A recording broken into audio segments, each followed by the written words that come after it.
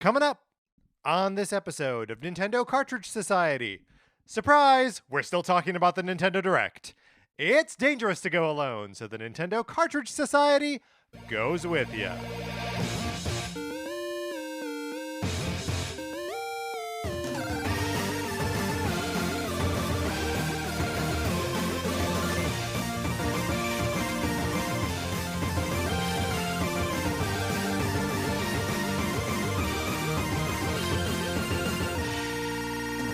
Welcome to Nintendo Cartridge Society. My name is Patrick Ellers, and I am joined, as I am always joined, by my co-host, Mark Mitchell. We've got a good show for you today. We're going to be talking about news from the week, including odds and ends from last week's Nintendo Direct. And then on Thursday, we recast that Super Mario Brothers movie with actors from different eras. But in the meantime, Mark, how's it going? It's going pretty good. Recently I have noticed that, so I'm on Instagram. I am not very, I don't really post anything, but I like to follow my friends and all that kind of stuff and see what everybody else is You're up a to. lurker. Like yeah. photos. But whenever I join something or, like on Google anywhere, I immediately go into settings and I'm like turning off the tracking, turning off personalized ads, all that kind of stuff. And I feel like I'm at the point where like Instagram does not know what ads to serve me. Like I feel like it's like freaking out where I will like be scrolling through your Instagram and it's like, do you want this like realtor in San Antonio, Texas? What about this like man standing in front of a dumpster outside of a Winn-Dixie talking about how COVID is over? And you're just like, I don't like You don't know who I am. And it's like maybe I do want the personalized ads. These are kind of freaking me out. I did the same thing on Facebook, which is a place where I definitely just lurk. Like, I joined Facebook when it started, or when it was available to people at colleges that weren't Harvard.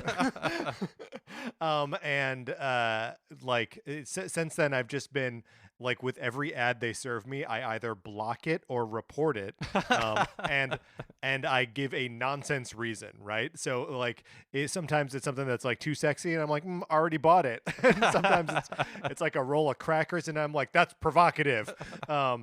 So yeah, I also get served up the most bizarre ads that have like nothing to do with my personal tastes, but also just a lot of shaving. Like, it knows I'm a man, so there are a lot of shaving products that get That served part up is to me. inescapable. Yeah. Can't escape it. Also can't escape the Sonic Forces borrowing program. Would you like to be a part of it and borrow my copy of Sonic Forces for the Nintendo Switch? You can certainly try. All you gotta do is email us at nintendocartridgesociety@gmail.com and give us a mailing address where we can send you my copy of Sonic Forces or my copy of Untitled Goose Game in a Sonic Forces box. You have no choice, no say in the matter. You just get one. You play it for as long as you want. You send it back. It costs you nothing. It's the perfect borrowing program. The other thing you can do is you can leave us a 5-star review on Apple Podcasts, or of course, wherever you get your podcasts. The U.S. Apple Podcast Store is just where we check. We appreciate it so much. It helps people find the show. Patrick and I love reading the reviews. I mean, really, we love when people interact with us in general. Like when people send us emails, when you hit us up on Twitter, we love it. We read all of it. Thank Mark, you to everyone. someone invited me to play Apex Legends with them on Switch today, like through the Switch friend thing.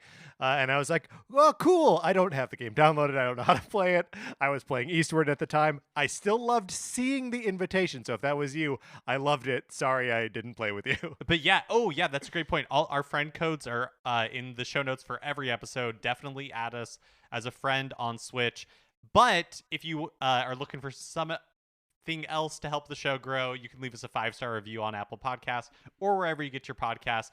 We will give you a shout out if we see your review in the US Apple Podcast Store. If you review us anywhere else and you would like a shout out, just send us an email or hit us up on Twitter. We love to shout out people that give us a 5-star review, like Carter. Thank you so much, Carter, for leaving a 5-star review this past week. And then So yes, thank you, Carter. I extend my personal thanks to you as well.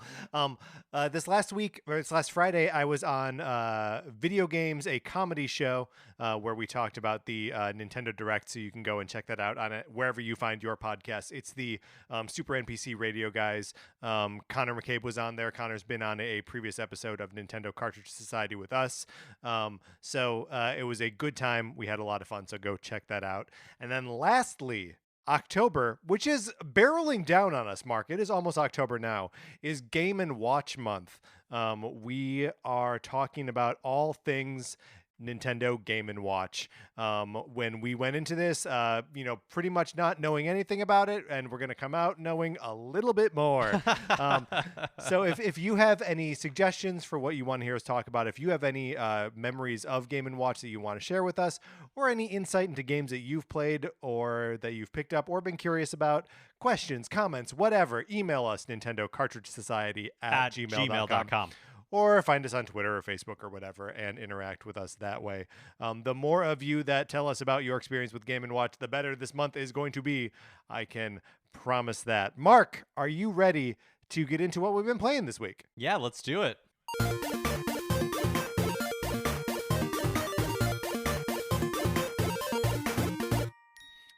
So I'll start because I have been playing Eastward, which is that sort of 16-bit looking top-down role-playing / action game that has a really cool art style. And well, it's not necessarily even that the art style is cool, but that the art is very like detailed and the animations are all like gorgeous and very emotive. Like every single character in the game has tons and tons of unique animations, even as they're like hanging out or like idle or whatever.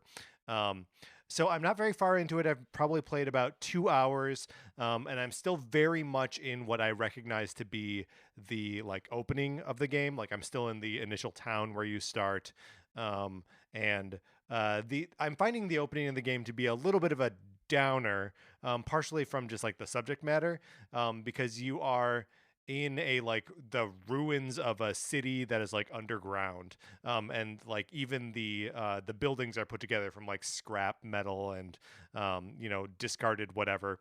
It has a very like beginning of Final Fantasy VII feel to it, but without the sort of like revolutionary bent, right? Like you're just like people in the slums of Midgar, basically. And it's underground. Yes, you're underground. It reminds me of there is zero reason anybody should have ever seen this movie, but it's called Alien from LA, starring 90s supermodel Kathy Ireland. Sure. It featured on an episode of Mystery Science Theater 3000, but she like is trying to find her dad. She like finds this other civilization underground. It's not a flattering comparison to, but I haven't played Eastward, so I don't really know. But that's what I thought of when you were like underground. Everything built out of scrap metal, because my brain is broken, Patrick. Well, that's okay. All of our brains are broken. But I mean, it's so like to the point that I've played. You're playing as the main character. His name is John, and there is a young girl that he looks after named Sam, who's just like wants to go to school and is excited about discovering the world on the surface, which you'll get to at some point, right? But yeah, like right now I'm just feeling like a little bit the like sort of Last of Us vibes of, you're the father character taking care of the young girl in the apocalypse scenario, who is a beacon of hope. So like, that the subject matter is got it kind of muted. Also, I guess it's kind of gray and hazy in LA the last couple days. So like, feeling kind of muted that way. But also in these first 2 hours, I've encountered only 2 like combat sections. The rest of it has been very wandering around the town, like doing chores kind of stuff. It feels like the beginning of Twilight Princess, for example. So I'm like, are these things going to come back into play by like the end of the game? Am I going to feel as though this was the game teaching me its world, or is it kind of superfluous? Right now it feels superfluous, but it may not as I get later in the game. Yeah, it's interesting. Eastward looks aesthetically like really cool in the trailers and everything. but there's something about it that just hasn't really like grabbed my attention. Yeah, I mean, it definitely. I know in the lead up to it, I made comparisons to like Secret of Mana or Secret of Evermore, that it has like those kind of vibes to it. Getting my hands on the controller, it feels a lot like, and this is not a Nintendo game, so apologies, but the original PlayStation game Alundra, um, which was like just a pixel art, like Zelda like, but with just slightly floatier and slightly less like, impactful combat. And I'm just sort of feeling that here too, Mm-hmm. um, where like, I don't really feel like I have to be good at the combat necessarily. I just need to like run in the middle of a bunch of bad guys and hit attack a bunch of times. There is something interesting that's happening in there's like a little side game that happens, that like the kids are playing a video game that is very Dragon Questy, and you actually play a fight in that game, with like menu based combat, and so I don't know if that continues throughout the game, or if that is like an ongoing concern, if there will be more Dragon Quest like elements as I go. Again, I am very early on in this game, and I'm interested to see like where it goes and how it develops these different like types of gameplay together. Um, but yeah, like at the moment, I'm not in love with it. I'm hoping that changes. Well, when you talk about with the combat, you feel like you can just kind of like run out and Yeah. just kind of like brute force your way through it. I've been playing The Legend of Zelda Skyward Sword, and I'm still really loving it. So taking my way through it slowly. I just finished the uh man, it's like this can't possibly be how you're supposed to say it, but it's how it's spelled. It's like Lanairu mine and Yeah. Yeah. desert. Okay, all right. So Yeah. um and just got like the gust bell, or I guess got the gust bellows in that dungeon. Really fun sort of like weapon. Yeah. It's kind of like a high rule vacuum cleaner, or I guess really it's like a leaf blower. Right. Because it's Because a it'll like reverse vacuum cleaner. yeah, like it blows dust away. I thought it was super fun, but the game continues to like want me to play it the correct way. And so there's like some enemies in here where like the enemies are getting a little more complicated. Like there will be the bokoblins, but they have like electric staffs, so it's harder to just Yeah. like waggle your way through it. And yet I just waggle my way through it because it's just like the game, like do I lose hearts? Yeah, but I'm never in enough like danger that I like worry about it. So I'm just like, whatever. I'm just gonna like run up to these bokoblins. I'm gonna lose a couple of hearts because I keep getting electrocuted. But if I waggle fast enough, they're gonna Yeah. die. And That's funny, so Mark. so yeah, not really playing it like thoughtfully, but really enjoying it. Did you enjoy the like lead up to that temple, where with like the robots in the past and the future, or the past and the present? I thought the past and the present thing was cool. I kept expecting it to like kind of to pay off more than it did. Where Hmm. it's a neat part of the dungeon where you'll hit these like time crystals or whatever, and around the time crystals the um like the area like grows, or it becomes like encompasses. You go back in time essentially to when it Yeah, was like but a it's thriving.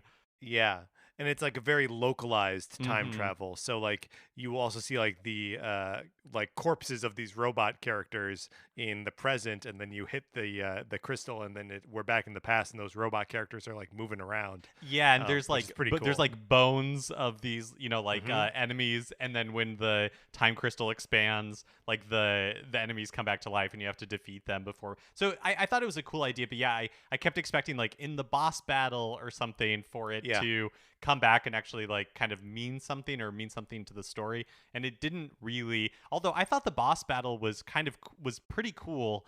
It's there was something about it. It's like the big like scorpion that has eyes on its claws, Oh and then yes, after yes. you hit it a couple of times, the claws fall away, and so it just has a big eye in the center. But it'll burrow underground, and you have to use the bellows to like blow the sand off of it, and then like attack it.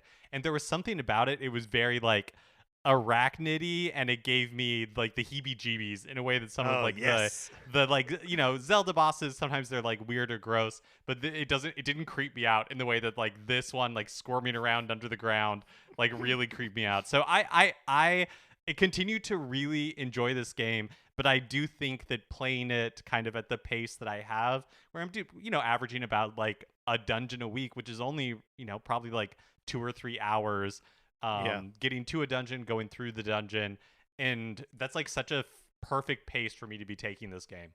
Yeah, which means that, and I'm not that much further ahead than you are. Maybe I'm maybe 2 dungeons ahead of you at this point. Um, but yeah, it's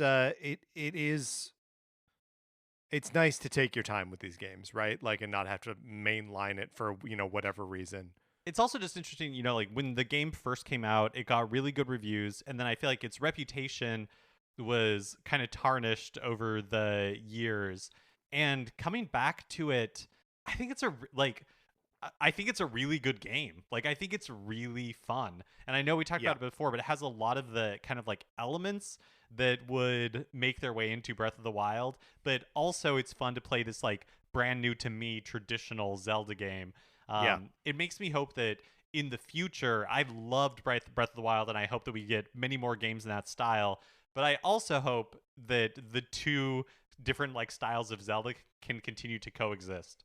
Yeah, or reconcile somehow and Yes, yeah. get a game that takes the best parts of both worlds. Yeah, it's interesting. Like just thinking about the legacy of Skyward Sword and like sort of the reception both when it came out and then immediately following. I remember a lot of the argument at the time being that Skyward Sword justifies and makes an argument for like deep immersive motion controls, right? Mm. That like saying that like yes, these are important and this game is why, right? This game is an example of why motion controls work or are like good for the medium. And I feel like that is an argument you can make, but I don't know if it's necessarily correct. And I think that's probably part of the backlash, right? That people are like, no, this doesn't actually. You said you can kind of get through it with like waggling about. And like, yeah, you kind of can. So like, do you know what I mean? That there's like in the sort of like central like argument that the game presents gets muddled because you can be like yes, and you can also be like no, but then you can just be removed from the initial release and that initial argument and just be like, does the game work? Is it fun? Yeah, yeah, that's And a it's really like, good yeah, it's point. fun. Yeah, that's a good point because there are no stakes anymore, right? Like Yeah, is waggle or like our motion controls going to be the primary input method for Nintendo consoles going forward? Like that has been answered. Like right, right. so the debate isn't as heated anymore, and the motion controls have kind of found where they work and where they don't work, and you can have both.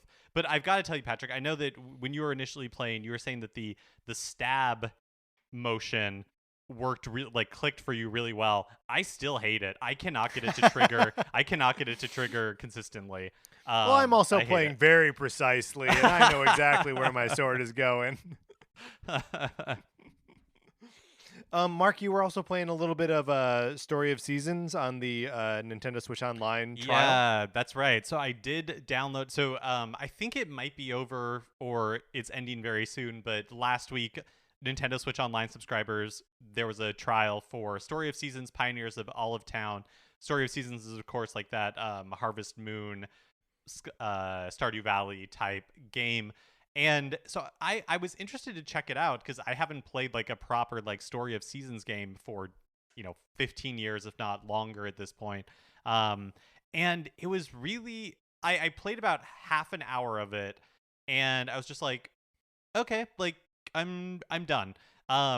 Because it I Stardew Valley is basically like these Harvest Moon / Story of Season games, but it is like the version of that I want now. Yeah, Like when you're playing Story of Seasons after playing Stardew Valley, you're like, oh, this is exactly like Stardew Valley. But then you remind yourself, actually, Stardew Valley is exactly like what these games are. But now these games are in 3D, and I just found, for me personally, that like the 16-bit-ish looking Stardew Valley is just more like what I was looking for. I think like the game at Stardew Valley was like a little snappier. Like there was less like setup, less like minutia, like Yeah. the motions themselves, of like harvesting or chopping and all that kind of stuff just seemed snappier.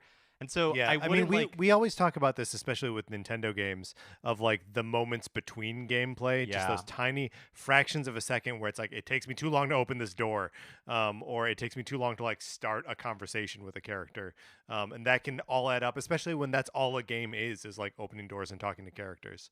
Yes, it totally, and that's exactly how I felt about Story of Seasons, Pioneers of Olive Town. It's not that I would dissuade somebody from playing it. I just think that there's better alternatives out there.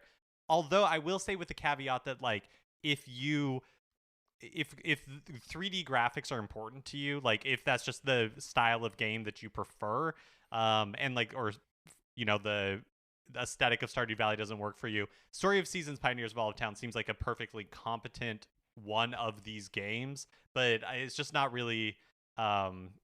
I just kind of got bored with it really quickly. Yeah. Well, that's a shame.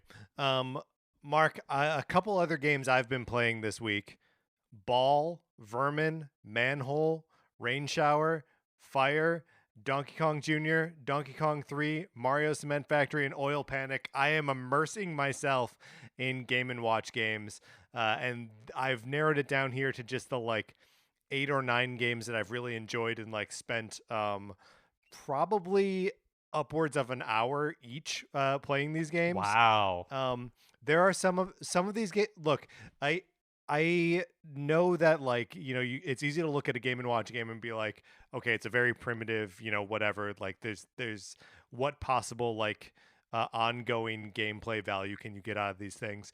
And some of them, Ball, Vermin, Manhole, and Fire, are all exceptionally good like twitchy action games where like it tests your reflexes and like your ability to read the screen at like a moment's notice and then respond with button inputs. Like there are parts of it where when I execute it right, I feel like I'm playing a fighting game. Like just like genuinely where I feel like I'm seeing through the matrix of the like LCD, the simulated LCD screen in front of me. And so like all of that's really great. I'm enjoying that a ton.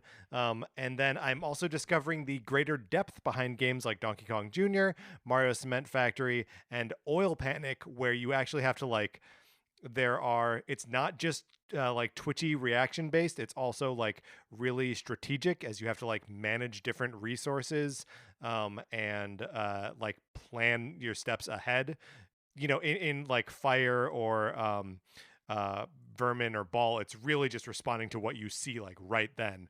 But it's amazing to me that I have to employ strategy when playing some of these Game and Watch games. Yeah, that's really cool. It's not what yeah, like you're saying, like it's not what I expected. I totally thought of it just very like surface level, like again, like the Tiger Electronic games that I played as a kid, Yes. where it's just kind of what you see is what you get, and you mess around with it because it's what you have, but not necessarily because it's like compelling gameplay.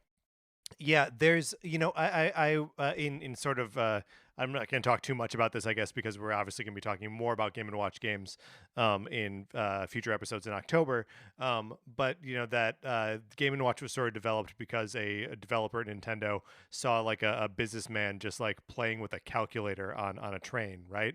So that like trying to tap into that like human need for just like busy work or like just something to focus on. And that like the other point of comparison for Game and Watch, or like the goal, is like a Rubik's cube, right? Where it's just something for you to figure out.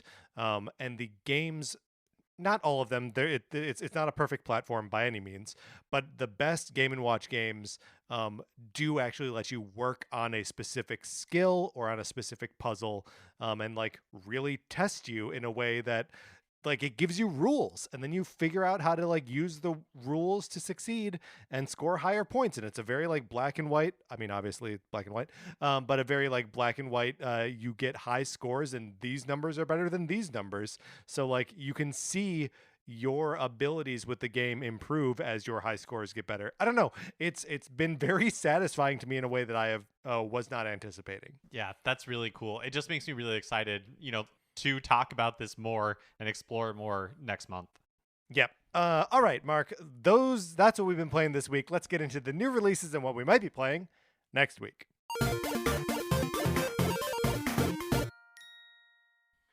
A slower week for new releases. On Thursday, September 30th, Hot Wheels Unleashed is released on Switch. This is something that we saw briefly in the Nintendo Direct in the sizzle reel. And then Darksiders 3 is finally making its way to Switch. It was released, I believe, in 2018 on the PlayStation 4 and Xbox One, now making its way over to Switch. I have not played any Darksiders game ever, and the franchise is probably more than 10 years old at this point. Yeah. But I have always kind of been intrigued and followed a little bit, because I remember when the first game came out, people were talking about it as a very good Zelda-like, which isn't what the game really looks to me like it would be. Like, that was kind of unexpected, and so that always piqued my interest. And so even though I haven't played any of the games, and I think different entries in the game have kind of taken different forms as they're kind of building up to whatever will happen when the four horsemen of the apocalypse are together. But I don't know, it's always a franchise that I've looked at with interest, even though I've never played any of the games. You know what I mean? Yeah. I mean, it's it definitely came about during that era of there being these sort of 3D Zelda-like games popping up, because it was a PlayStation 3, Xbox 360 game, and that was also in the same era as 3D Game Heroes, which was a Zelda-like, and a second example that I can't think of right now. But yeah, Mark, we sort of glossed over Hot Wheels Unleashed, but that is the reviews for that game started popping at the beginning of this week, and it's getting really high scores and really well reviewed. I have now become interested in Hot Wheels Unleashed, just as a fun, detailed driving game with fun time trial challenges and stuff. Do you know where I'm at with that is Cruisin' Blast, which was released a few weeks ago. The initial reviews were fine. They weren't 9s or 10s or anything, but they were decent. And just watching different impressions of it, I was watching a video on Nintendo Life where they were talking about it. And now I have it on my wish list, waiting to see if it gets it goes on sale at some point, because I think it's like you were saying about Hot Wheels Unleashed, just that kind of simple racing fun that can be fun to pick up and play for a little bit. Yeah. And Mark, if either of us get one of these games, we should get together and play them together, because that's where you're gonna have the most fun racing, right? 100%. All right, Mark, let's get out of the new releases.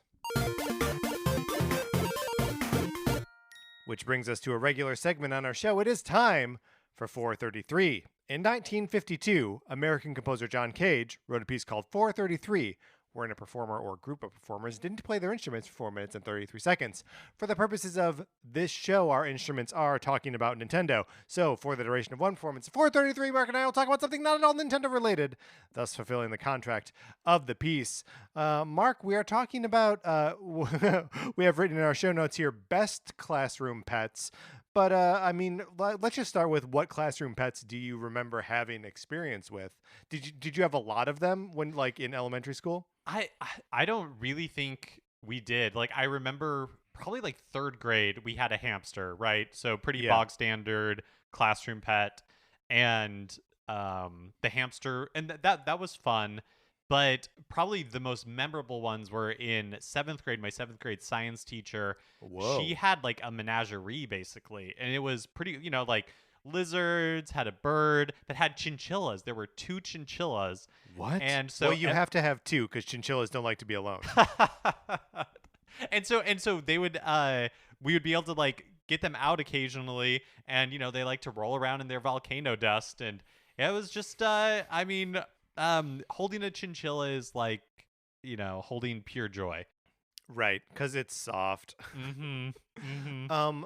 So this was just a science teacher who just wanted to have a bunch of pets at the school. Yeah, now as an adult, I wish that I could, I would just love to know why they did it, because it was awesome for us as students, but it's not like they were incorporated into the class or anything. It was just something that was there. And so I would love to know, yeah, like why they made that choice. Was it because they found, that like it gets students more excited about coming to class? I don't know. It probably works. Yeah, well, I mean, and there's always, I mean, probably wasn't the case with this teacher, but like in other, and honestly, I cannot remember the names of any of the class pets that we had, and they were always either hamsters, or there was a guinea pig once, but that like someone takes the pet home over like Christmas break or like a long weekend or something, and then brings it back in, and that's like the sort of like you get to feel like you're Totally. contributing to the class, so like I'm sure it is good for like class unity or like morale or something. But yeah, like what a weird responsibility to put on a kid of like, now you have to take the hamster. Well, my memory for like is that it was, taking the hamster was such like a privilege, and so you signed up for it, and you had to make sure that your parents were okay with it, and yeah, you felt such like a sacred responsibility to make sure that even though it was 2 days back then, 2 days was a eternity, and it felt like Right. you just needed to take such special care to make sure that the hamster could be returned on Monday. Have you ever known or like had a friend who has a classroom pet style pet that they have in their house? Basically, someone who has owned a hamster or guinea pig. No adults. I don't know any adults who own like hamsters or guinea pigs. How about you? I knew an adult who kept two guinea pigs. Their names were Belladonna and Took. So that's sweet, right? Because that's a reference to like Bilbo's grandmother, I think. But he was a professional clarinetist in Chicago. Oh, I love this. And the guinea pigs did not like it when he played clarinet, which of course he did all the time. But so they would like start squealing, and when one of them starts squealing, the other one starts squealing. So like he would be practicing in his bedroom, and the guinea pigs would just be like squeak, squeak, squeak, squeak, squeak. Were they long-haired guinea pigs? No, they were not long-haired. Oh man, long-haired guinea pigs are the most hilarious creatures in the world, and like you said, they're social, and so you're not supposed to own just one guinea pig. But man, when I retire, my husband and I, whether he likes it or not, we're gonna get like 6 long-haired guinea pigs. We're just gonna be watching TV, just brushing their long, luscious hair while they run around our feet. Oh man, that's gonna be the life. You had a rabbit at one point, right? Nope. Am I making that up? Who do I know that had a rabbit? Would you ever have a rabbit? I don't think I would. I don't think I would want a pet that can't control when it poops. Yeah. I mean, you think they can't control it, or I think they just don't care. I think, well, maybe I'm wrong, but I thought they're like sheep or goats or whatever, where they just, or like horses, where it's just like, nope, it's happening. They're not even really cognizant of it. What? Oh, to be a rabbit. Yeah, I mean, have you ever been in a class where there were like fish as pets? I have fish. I've been in a class that had like tarantulas. Or a tarantula, or like a snake that they would feed live mice to. Yes, it's just not really. None of those are really my thing. Yeah, we've ranked the kinds of animals on this podcast before, and mammals above everything else, right? Like I'm not interested in a pet insect. Like, get out of here with that. And that is the applause. Mark, we were accompanied today by Dead Territory. It's a heavy metal sounds like band. A new one.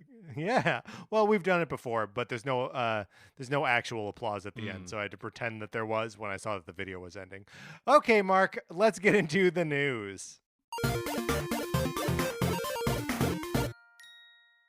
So after last week's big Nintendo Direct, we're kind of we're on cleanup duty here a little bit. There's like tidbits of news and clarifications that we should talk about. So first, The major update for Monster Hunter Rise, called Monster Hunter Rise Sunbreak, was shown off at the beginning of the Nintendo Direct. It was kind of like the cold open. And the Direct trailer was pretty bare bones. So, other than the fact that Sunbreak existed and is coming in 2022, there wasn't really a lot else to it. I However, do think it is funny that they played this video, which, as you say, very bare bones, mostly like a mood piece, right? And then that Koizumi says that, like, though it wasn't touched on in the video, it also features new these and these. And it's like, what touched on? What was touched on? it was also short enough that when Koizumi was talking and they went to do like B-roll where they're just playing, like they just had to play the whole thing over again. The whole thing, because there was like 15 seconds of footage. Yeah. However, we won't have to wait that much longer for more details. Capcom will be talking about Sunbreak at the Tokyo Game Show during their Monster Hunter Spotlight on September 30th at 6 a.m. Pacific Time. So we can really just add that to the pile of, presentations that are forthcoming imminently. Yeah. That were announced or at least like teased in this Nintendo Direct. Yeah. So just mere days from now, I guess also mere days from now, and more aligned with our personal interests, Square Enix will also be showing off Chocobo GP on October 2nd at 9 p.m. Pacific Time. And Chocobo GP looks like the kind of stupidity that I am 100% in on. Me too. I took a little flack for standing up for that game on Video Games, a Comedy Show. But it looks, I mean, look, I get it. I get whatever criticism you want to level at it. It looks like a cheap Mario Kart. Sure. Tell me you're not going to have fun with a cheap Mario Kart. And also, I maintain that it could very well be a good game with Square Enix Final Fantasy spin-offs. It truly always is like a wait and see. They can either be like garbage heaps or something of substance. You just never know. I'm also maybe they'll surprise me and there's a ton of content in it, but I am just not expecting it to be a $60 game, right? Or at least a game that I'm going to buy at $60. Like when it eventually drops to, 20 or $30, it's like, heck yeah, I'm going to pick up Chocobo GP. Yeah, absolutely. As part of the new announcement for Nintendo Switch Online Plus Expansion Pass subscription tier, Nintendo revealed that they would be releasing Nintendo 64 games and also Sega Genesis games as part of this new package. They also showed off some wireless Switch-compatible Nintendo 64 and Sega Genesis controllers that will be on their way for $49.99 each. And in the Direct, we only really saw the front of them. It was very deliberate in just showing off, like, hey, these are the controllers.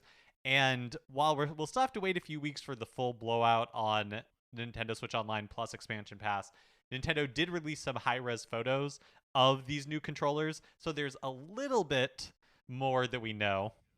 Patrick, I'm here to report that on top of the Nintendo 64 controller, there are Switch-specific buttons like the share button and a home button. There's also a ZR button on the top and one of like the sync buttons that you can press that's like on the inside rail of the Joy-Con to like sync it to. And then there's also those LEDs, the 4 LEDs that tell you what controller number you are. Okay, yeah. Which is good and helpful. Yeah, I can't remember. I was going to say I can't remember 100%, but I think a very similar thing existed with like the SNES controllers as well, right? I don't know if it, but I couldn't remember if it had like a home button or like the share button on it. So I don't have the Super NES controllers. I just have the NES. So you would have to be our resource on this one. Did the NES do the NES controllers have them? So the NES controllers have the rail, like the Joy-Con rail. So it has also the L and R buttons on there too. Got it. So yeah, it does have that extra noise kind of on the top. But yeah, since the Super NES doesn't have those, I don't know. Yeah, at some point I will go look, and maybe we'll follow up next week. Do we have clarity on? So there's definitely no Rumble Pack in here, right? In this Nintendo 64 controller. Do we know what the like back of it looks like? Have they like plugged that open spot? No, they haven't. We haven't seen the backs of these controllers at all. And let us see the backs. I think you're right. So based on the FCC filing, I think the expectation is that the like FCC logo is going to be on the back where the expansion port on the Nintendo Yeah. 64 is. But I am curious, like, does it retain? It must retain like the bump that's there, but is it just going to be like filled in as if a Rumble Pack was in there? Because I Or don't think it'll as be like the empty space. well, but the Rumble Pack was big, right? And it stuck out like Right. 2 inches or something. If they just like fill in like that little like hole where like because either the Rumble Pack could go in there or a memory card famously could Right. go in there. I mean, or is it gonna be a port that they can sell like the regular attachments? Because it's not just the Rumble Pack or memory card. There's also the Hey You Pikachu microphone or the Pokemon Stadium like pack that lets you plug Game Boy games into it, so you could bring your Pokemon into Pokemon Stadium. And that doesn't seem too likely because how many Pokemon cartridges out there in the world? The answer is millions. But are people expecting to play that on their Switch? Probably not. Yeah, and I don't think either of those games are they're not in the release lineup and they're not in the coming Yeah, in the future correct. lineup. Yeah, But yeah, I don't know. I think probably because they haven't shown us or talked about anything in the back doesn't mean that they're holding, like any secrets from us. It's probably just that, yeah, there's nothing going on there. yeah. I'm guessing that's the case. I really, really wish there was a Rumble Pack. I would even pay an extra like $20 for a Rumble Pack. So I agree with you that I don't think a Rumble Pack is likely, but they haven't denied that there's a Rumble Pack in there, right? Great point. I don't I I'm actually surprised that nobody has asked them, or maybe they have asked them and Nintendo hasn't like commented. But because I was looking, because that was one thing I was really curious about when these were revealed, and so I was checking IGN and The Verge and all those places to see Yeah. if that Nintendo commented and said no. I haven't seen anything official. Again, I'm not expecting that they will, but I haven't seen anything that's like a straight up denial. Yeah, I mean, it's just as someone who lived through the release of Star Fox 64 and remember how intrinsically linked the Rumble Pack was to Star Fox 64's marketing. It is crazy to me that they are launching the service with that game, but possibly not either a Rumble Pack or a rumbling version of this controller. Yeah, that's true. Oh, that's a good point also, that like I definitely don't expect that it'll be like the form factor of the Rumble Pack, but Right. yeah, like it would be really fun if it did include like rumble functionality, just like a little like gyroscope that shook. But Yeah. yeah, we'll see. Also, the Genesis controller looks to have like from the renders you can see like a share and home button in the LEDs, but it Huh. doesn't. It seems like it's missing. There's not as much space on the top of a Genesis controller as there is, on the top of an N64 controller. So maybe they're on the back, or maybe they're just not included because of space. Again, we'll probably have to wait until they've done the full reveal to find out for sure. Man, what a weird like just engineering task set to the like Nintendo hardware developers of here's this thing, you have to get its form factor exactly like it used to be, but also it needs like six new buttons and like Right. some indicator lights and everything. Yeah. Also it has to be wireless. And in the US, we're getting the 3-button version of the Sega Genesis controller, but there was also a 6-button version, and that's what they're getting in Japan. So they're getting the 6-button Mega Drive controller. Nintendo did release a statement when oh darn, I'm blanking on who asked them, but one of the big sites asked them, and Nintendo said that they're releasing the third 3-button version in the US and Canada because, quote, it's by far the more widely used and well-known Sega Genesis controller in these regions. Yeah, and that does make sense and like sort of pass the smell test for me that like that is true. And like outside of playing fighting games, I don't really remember there being too much utility for the 6-button controller. Um, and it doesn't like none of the games that are on the initial like launch lineup for the Genesis Switch Online, which is a crazy thing to say, are those fighting games, right? Like Eternal Champions isn't on here. Any of the Street Fighter 2 versions aren't on here. There's no Mortal Kombat or anything like that. So I don't really know why you would need the 6-button controller. So yeah, let's just stick with the one that everyone played with anyway. Also, like I remember being like confounded by Sonic the Hedgehog, which had 3 buttons and they all did the same thing. Yeah, and I didn't really pursue to look to if the Japanese like eShop, when they get the Mega Drive Switch Oh yeah, Online, if it has different games that will yeah, take it might. advantage of the 6-button controller. Like I didn't check that out. For users who don't upgrade to the new Nintendo Switch Online tier, Nintendo has confirmed that they'll still be adding games to the NES and SNES Switch Online libraries at some point.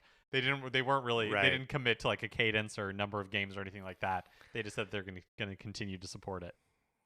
Wow. Man, I wonder how much longer they're gonna like hold out on like the big guns of like Earthbound and I guess like what else, what are the other like big first party, oh, Super Mario RPG. Maybe the only two like big Super NES first party games. Yeah, I wonder if those are, because you're right. Like, what at this point? Why hold on to them? I wonder if Yeah. they're tied up in some weird licensing thing, or there are other reasons, legal or otherwise, that they haven't brought them out. Yeah, I mean, especially Earthbound is always tied up in something, but they were able to release it on the Super NES Switch Online. But that could very well come down to just physically how those things are being distributed, Oh, right? sorry. You mean the Yes, the classic classic edition. edition. Sorry, my bad. Um, yeah, that both Super Mario RPG and Earthbound are on the classic edition Super NES. That if their like licensing agreements for whatever music or whatever is in there was already set in perpetuity for selling it at a physical location versus streaming it on the internet.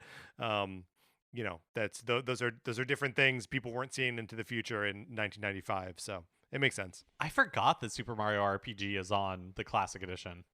You bet it is. Man, I got to hook that thing up again. Yeah, it's good. It's got good games on it. It's got Final Fantasy VI on there. During the direct sizzle reel, we learned that Rune Factory 5 is releasing in North America on March 22nd, 2022. And after the direct, Marvelous and Xseed revealed that it'll support same-sex marriages for the first time in series history.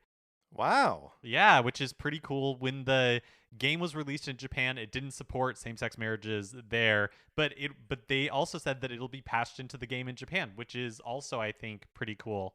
Oh wow. So Yeah, that's great. At first, it sounds like that is just a move that they would make for, like localizing it outside of Japan. But if that means that it's also retroactively changing the game in Japan, great. yeah, hopefully that's something that we continue to see moving forward. A Rune Factory is a mashup of Harvest Moon and a dungeon crawler. Like, it has the like farm management aspect, but then you also go out and Yeah. fight monsters and that kind of stuff. It's another series, I guess, a little bit like Darksiders, where I've always been interested. I've always had my eye on it, but never jumped into one. So maybe Rune Factory 5 will be that one. It just seems like early 2022 is going to be crazy with Nintendo releases. Also, it seems like you're going to play it for half an hour and then realize you just want to play Stardew Valley some more. Mark. Good point. Finally, Patrick, you like Blossom Yeah. Tales, right? I did like Blossom Tales. Well, Blossom Tales 2, the Minotaur Prince, was announced and is launching sometime in 2022. Hey, that's great. I really enjoyed the first one. Did we get any like footage of what it looks like, or any graphics or anything like that? I know that there was like a announcement, like splash screen type thing. What if there was gameplay? I am not sure. I don't know. Because the first one had a very like original Zelda, or sort of like original Zelda meets Link's Awakening, sort of 8-bit art aesthetic, like really hewing closer to that than a lot of games that do the more detailed like faux 16-bit style, like both Stardew Valley or like Eastward, right, where like it looks like it's 16-bit, but you can tell they're really not. Yeah, I'm looking at a little bit of Blossom Tale 2, and I mean, it still looks pretty simple, but like I can see they're using a lot more colors, some kind of references to Chrono Trigger in the like first artwork here. Yeah, I don't know. It looks cool. Oh, and obviously some references to Link's Awakening. I can see her riding a little cart in a dungeon, a little mine cart in a dungeon. So yeah, I mean, I'll absolutely check out a new Blossom Tales game. If they put them out like once every other year until I die, I'll probably check them out. Is that of any interest to you, Mark? Like a sort of classic 2D-esque Zelda game? Yeah, I feel like if it can release at the perfect, at like a good time where like there's a lull in like new releases, then yeah, something like that is always appealing to me. The first one had a really cool little hook of it's like a father telling a story to his two kids, and so like while you're playing the game, like every now and then you would encounter something, and the kids would be like, "No, that's too scary," Oh, that's and cute. then it would change it to something else. And so I hope this one carries that sort of like meta narrative forward, because that's fun and different, and games don't do that enough. Yeah, so I hope this one is the same. All right, Mark, that was it for a very short news segment. We were just catching up on stuff coming out of the Nintendo Direct. Let's close this out. All right, and that is going to do it for this episode of Nintendo Cartridge Society. Remember, please rate, review, and follow us on Apple Podcasts. If you like the episode, you should share it on Facebook or Twitter, wherever you share stuff. It helps us out when you do that. You can follow us on Twitter. I'm at Patrick_Ellers. Mark is at MKE Mitchell, and the show is at Cart Society. We also have a Facebook page, which is just Nintendo Cartridge Society. Olivia Duncan made our logo. Our theme music is provided by 8-Bit Betty. You can get more of his music by going to 8bitbetty.com or by listening right now. For my co-host, Mark Mitchell, this is Patrick Eller saying thank you for listening.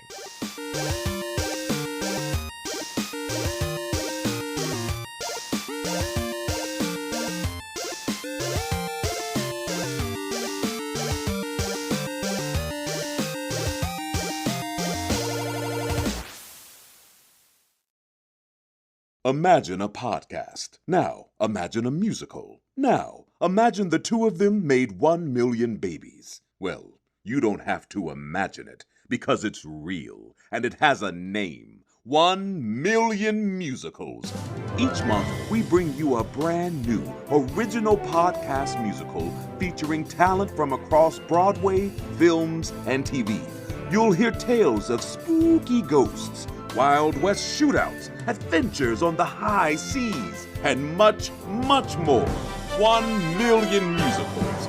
Only a few 100,000 to go. A Campfire Media podcast. Campfire.